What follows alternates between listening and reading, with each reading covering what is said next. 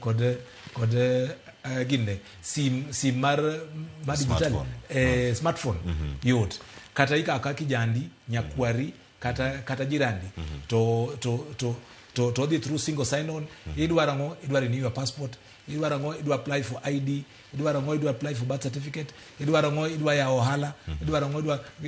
bora isedonjo single sign on to ngech nyakibed kod account gini charge kod bengi ineno kinya dhi bengi idwa golo pesa nyakibed kod account nyakibed kod details meki to mondo idonji mondo keti citizen nyakibed kod ID card kende ema dwarre. So manon kan number 2 ntie citizen be ntie Huduma centers joma bende pod feel ni dwaro the kono wantie kod Huduma centers idhi kanyo bende giyaw ni account exactly gima explain kaito inwango Huduma no so oyot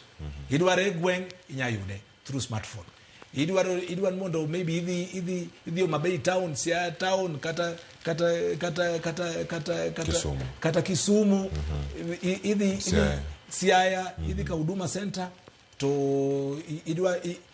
iyaw account kanyo tidonjo tiwacho gimidwaro to giketo documents meki pas tinwango Huduma. Sani omin wantie kod account holders make e-citizen wantie kod 13.5 million Kenyans kod joko mantie kod account e-citizen so kini duong and pile daily basis joma donjo e-citizen kamanyo Huduma gin between 250,000 to 300,000 ji mador Huduma pile odechon kodieche mawan wango between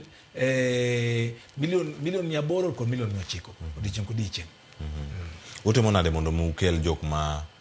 onge kod teko mar yudo smartphone